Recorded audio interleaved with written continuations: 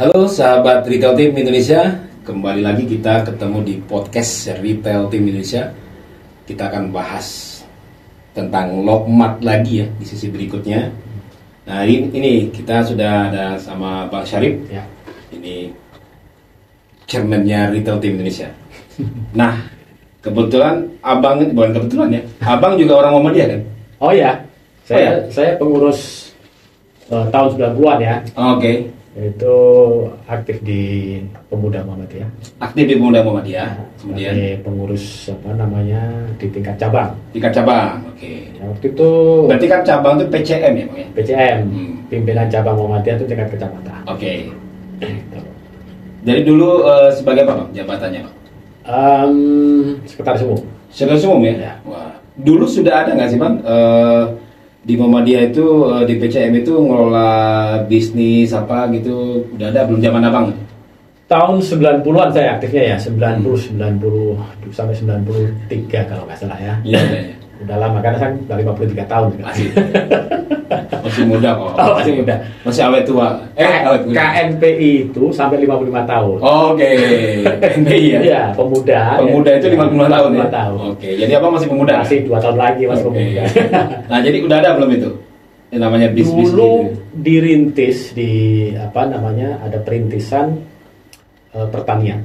Oh, perintisan pertanian. Ya, tapi tidak ada. Kalau sekarang ini namanya Jatam nih. Oh, ada Jatam ya. Sekarang ini Jatam baru ini jaringan Jamaah Tani Muhammadiyah. Jamaah Tani Muhammadiyah. Ya. Oke. Kalau dulu belum ada namanya. Oh, belum ada. Dulu kalau nggak salah ya saya waktu itu masih aktif di Pemuda. Itu ada kerjasama dengan Korea. Ya. Itu bertani cabai. Oh, oke. Jadi waktu itu kita biasanya masyarakat Indonesia itu menanam cabai kan biasa tuh. Ya. Itu diperkenalkan metode yang baru, yang bagaimana memanfaatkan lahan yang seluas apapun, ya. Itu bisa seefisien. Oke. Jadi tujuannya adalah pada meningkatkan hasil panen. Oh, oke. Jadi cara nanamnya pun beda. Gitu. Nah itu waktu itu sudah ada. Sudah ada ya. Nah, cuma sekarang ini sudah terlembaga menjadi Jamaah Tani Muhammadiyah. Oke, kita masuk lagi ke Lokmat Bang ya. Oke. Tadi kan abang di Muhammadiyah, kemudian juga sekolahnya di jaringan Muhammadiyah juga.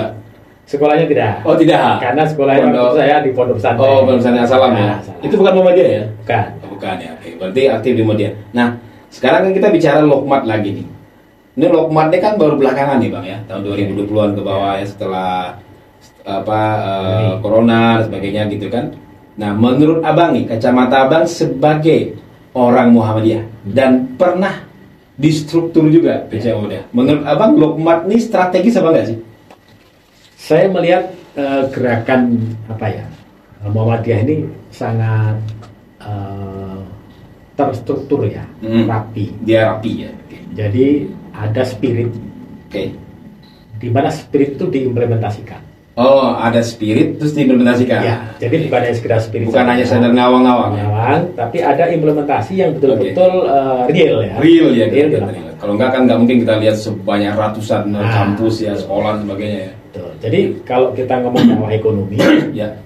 Itu ada tadi Jamaah Tani. Jamaah Tani.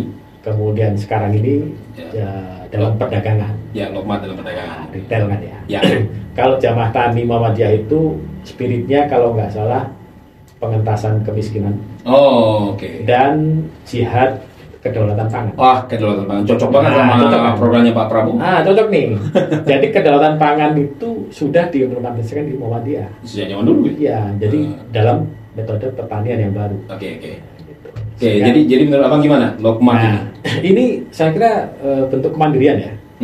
Jadi ya jihadnya jihad ekonomi, ya, dan tidak terlalu banyak bicara. Tapi sekarang dengan adanya gerakan ekonomi di bidang perdagangan ini, menjadi contoh konkret. Bagaimana Muhammadiyah bergerak pengentasan kemiskinan. Sekarang kalau ekonomi dibangkitkan di warga, berarti warga Muhammadiyah itu juga mendapatkan benefit. Yes. Ada kemandirian ekonomi. Oke. Berarti ini programnya menurut abang ini strategis dan penting banget ya? Sangat penting, penting ya, dan harus didukung oleh semua komponen warga Muhammadiyah. Karena kan dia menyuarakan namanya branding ya, kesatuan gerakan itu kan, kesatuan gerak ini. Kesatuan gerakan. Jadi gini, ini juga menganut sistem bisnis modern ya. Pertama branding. Ketika membuat sebuah brand, Lokmat. Ini adalah brand yang nanti mungkin akan menggurita dan mendunia nanti. Karena ini betul-betul dipilih dari sektor bisnis yang paling dasar. Kebutuhan dasar manusia itu adalah pemenuhan kebutuhan sehari-hari. Sembako, Bang. Sembako kepanjangannya?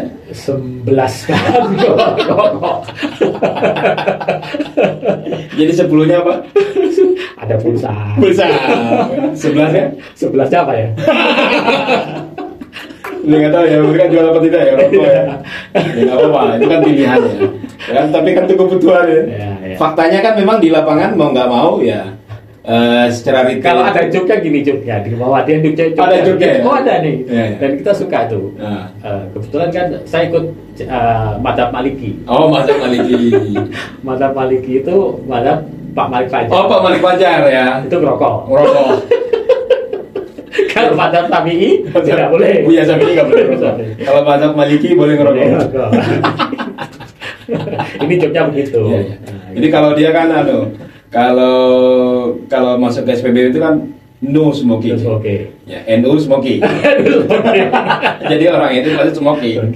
Kalau mau dia Madzhab Maliki. Oke.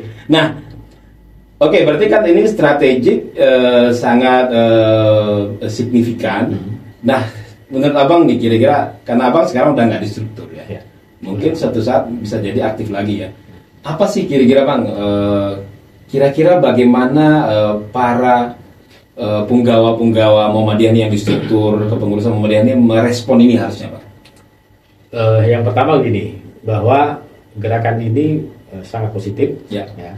Ini betul-betul satu gerakan yang konkret dalam memberdayakan ekonomi warga Muhammadiyah. Karena hubungannya ini kan polanya pola franchise nih. Jadi warga yang punya investasi, memodal, bisa berkolaborasi. Dan kemudian dari resiko bisnisnya sudah bisa terukur. Karena berjejaring. Nah makanya pengurus dalam hal ini juga harus bisa menjaga ini. Menjaga ini betul, karena kalau ini tidak dijaga, jaganya dalam apa? Menjaga captive market.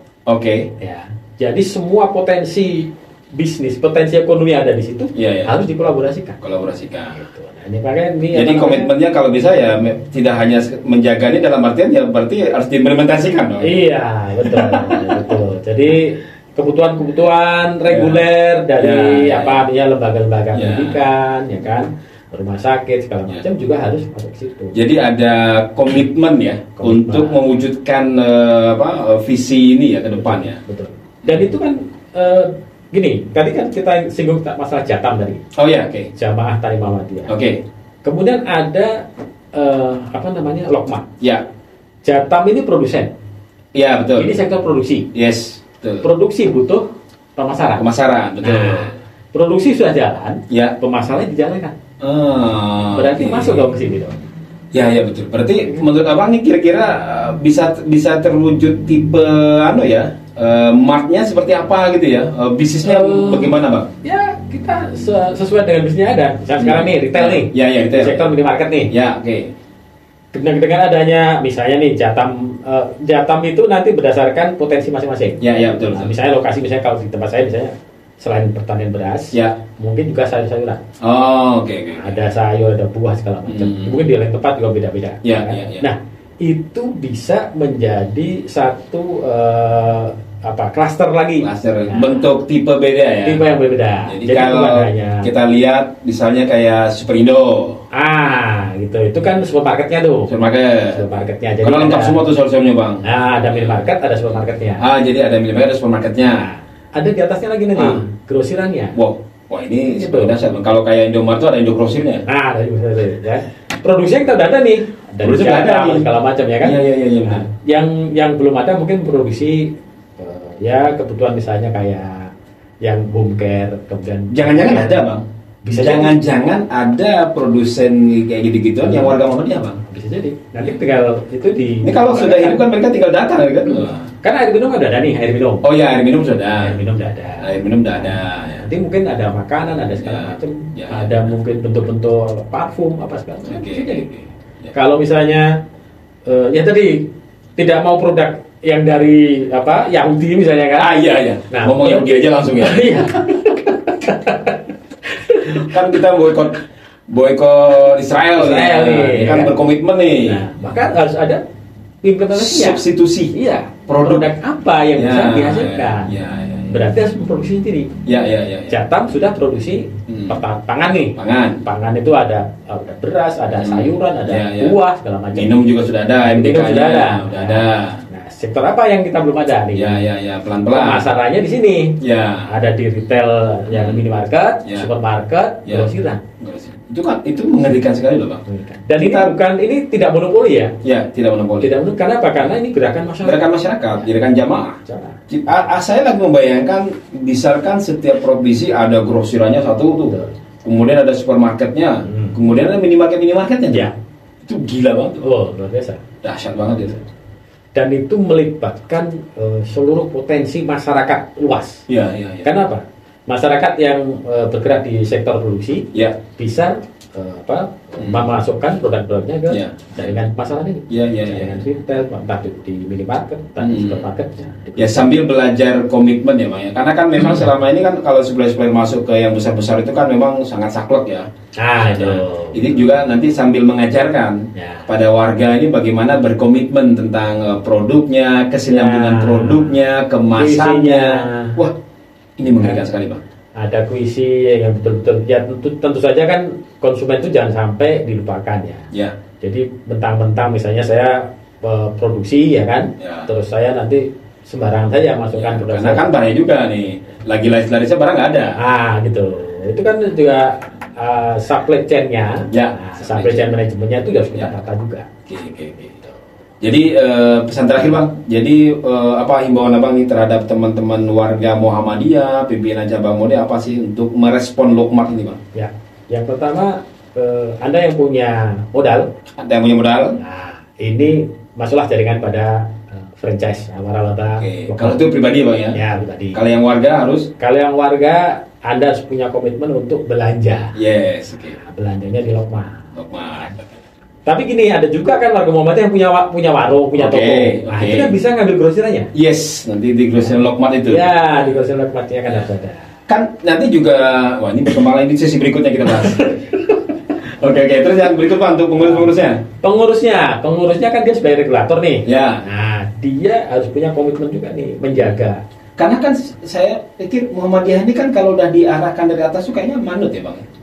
Ini bedanya. Muhammadiyah itu otonom. Otonom. Jadi tidak otomatis struktural. Top down. Saya pengalaman saya di Muhammadiyah itu ada ruang-ruang otonomi.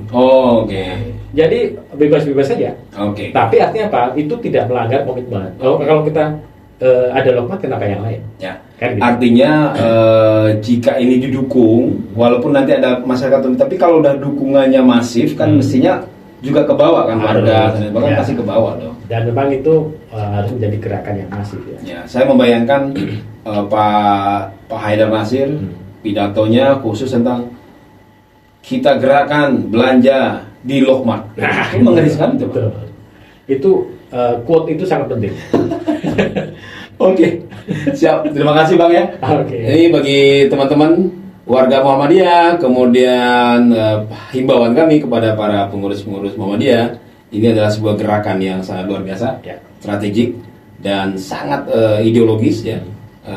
Semoga ini bisa menjadi bahan renungan dan menjadi catatan penting untuk visi besar mewujudkan, mengimplementasikan Muktamar Muhammadiyah yang 47 di Makassar gitu.